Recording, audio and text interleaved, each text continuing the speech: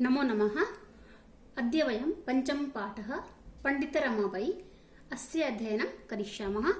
आज हम आपकी पाठ्यपुस्तक के 5वें पाठ जिसका नाम है पंडित रमाबाई इसका अध्ययन करेंगे। सर्वप्रथम हम जानते हैं कि रमाबाई कौन थी। तो आप देख सकते हैं कि ये बड़ी ही प्रसिद्ध महिला हुई हैं हमारे भारतीय इतिहास में और इन्होंने बड़े ही काम किए हैं, वो भी ऐसे समय में जब महिलाओं के लिए घर से बाहर निकलना भी पढ़ना भी बहुत मुश्किल था। तो आइए जानते हैं पंडिता रमाबाई के बारे में। इससे पहले कुछ शब्द हैं इसमें जो नए आए हैं। परित्यज्य जिसका अर्थ है छोड़कर, ज्येष्ठा बड़ी, मुद्रण छपाई, रचना द्वयम् यानी दो रचनाएं। स्त्री शिक्षा क्षेत्रे अग्रगण्या पंडिता रमाबाई 1858 तमे ख्रीष्टाब्दे जन्म अलभत।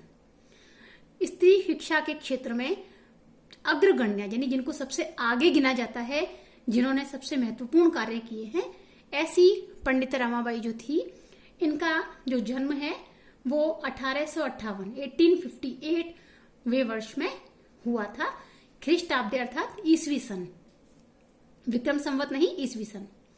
तस्याः पिता अनंत शास्त्री डोंगरे, माता च लक्ष्मीबाई आस्तम। अब उनके माता पिता के नाम है, पिता का नाम है अनंत शास्त्री डोंगरे और माता का नाम है लक्ष्मीबाई। ये इनके माता पिता थे। तस्मिन् काले स्त्री शिक्षायाः स्थितिः चिंतनीया आसीत्। उस समय, तस्मिन् काले यानी उस समय, किस समय? ये 19वीं शताब्दी में स्त्री शिक्षा की जो स्थिति थी वो बड़ी चिंतनीय थी, बड़ी ही ऐसी थी जिसके बारे में सोचना पड़े, अच्छी नहीं थी। स्त्रीणां कृते संस्कृत शिक्षणं प्रायः प्रचलितं नासीत्। और विशेष रूप से स्त्रियों के लिए संस्कृत की जो शिक्षा थी वो तो बिल्कुल भी प्रचलित नहीं थी। अगर उन्हें पढ़ा भी दिया जाता था तो सामान्य भाषा में संस्कृत को उन्हें पढ़ाना उचित नहीं माना जाता था।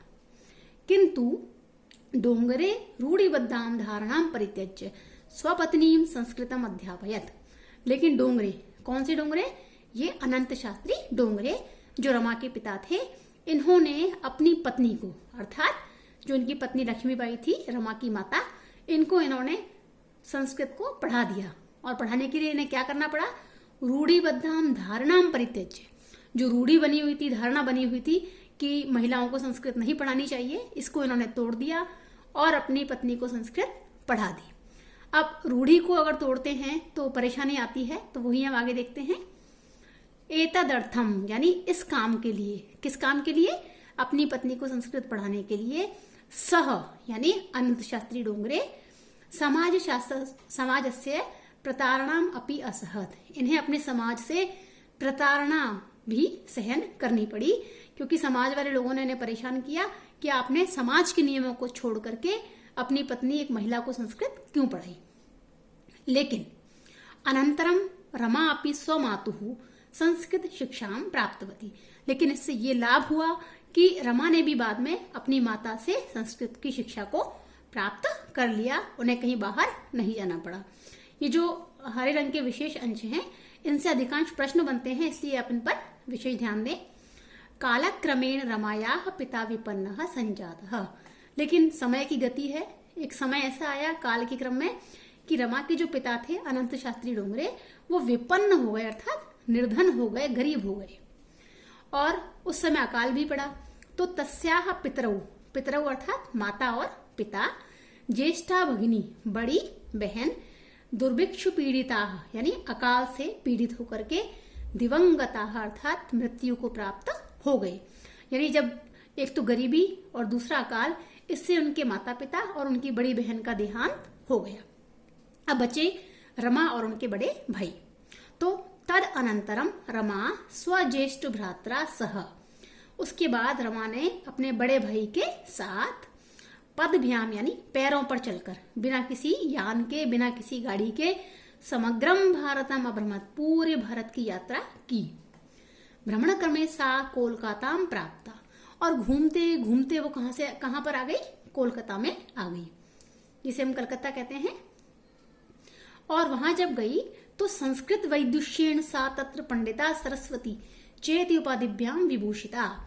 और वहां के लोगों ने इनकी विद्वता को देखा, इनकी संस्कृत के ज्ञान को देखा, तो इन्हें पंडिता और सरस्वती ऐसी उपाधियों से, इन उपाधियों से इन्हें विभूषित किया, सुशोभित किया।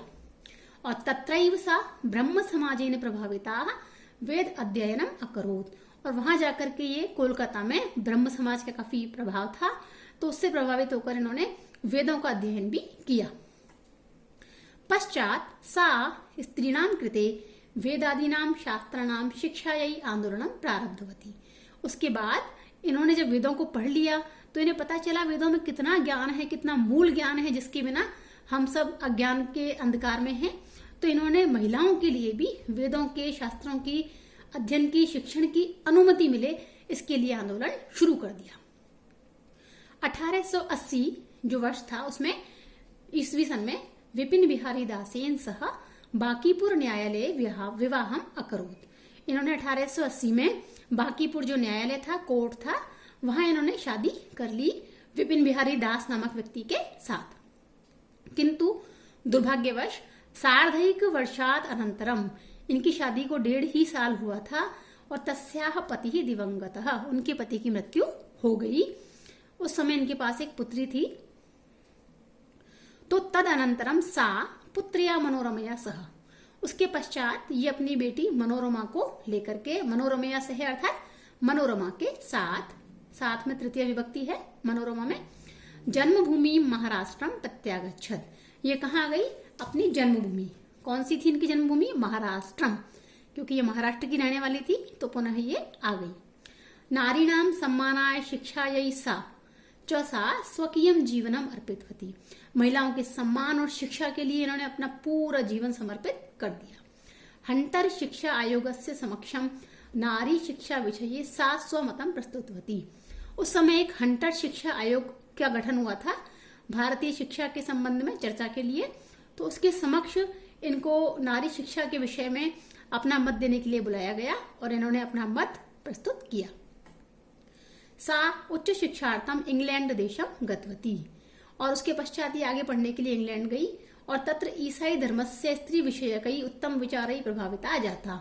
और वहां जाकर ये ईसाई धर्म में जो स्त्री विषयक उच्च विचार हैं उनसे प्रभावित हुई। और इंग्लैंड देशात रमाबाई अमेरिका देशम अगच्छत। इंग्लैंड से ये कहाँ गई? अमेरिका देश, यानी अमेरिका गई।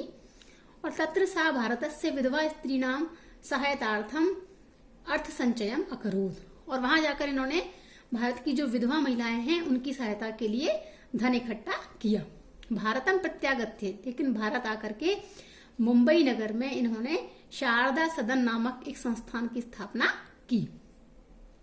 और क्या था? अस्मिन आश्रम में, ये जो शारदा सदन था, इसमें निस्सहाया स्त्रियः निवसन्ति। इसमें वे महिलाएं रहती थी जिनका कोई सहारा नहीं था। और वे सिर्फ रहती ही नहीं थी, तत्र स्त्रियः मुद्रण टंकण काष्ठ कलादि नाम च प्रशिक्षणम अपि लभन्ते स्म। वहां पर उनको छपाई का, टंकण का अर्थात टाइपिंग का, और लकड़ी से कला आदि का जो काम था वो सिखाया जाता था, जिससे कि वे अपने पैरों पर खड़ी हो सके।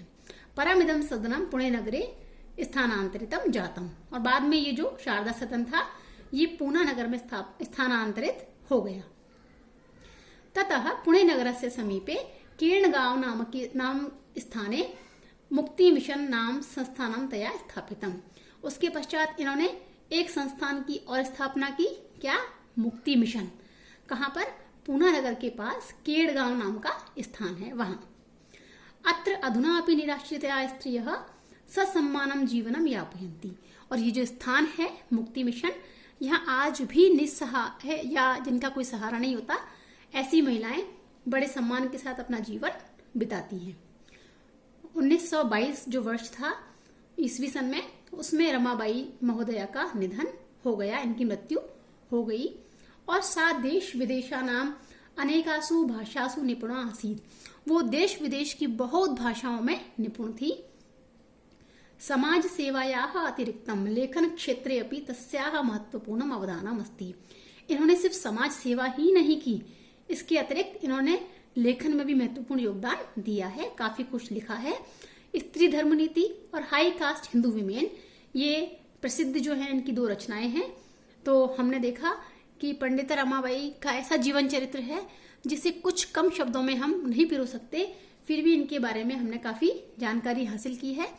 और अन्य स्रोतों से भी आप जानकारी प्राप्त करने का प्रयास करें, इनके जीवन से प्रेरणा लें। आशा है आपको पाठ समझ में आया होगा। धन्यवाद।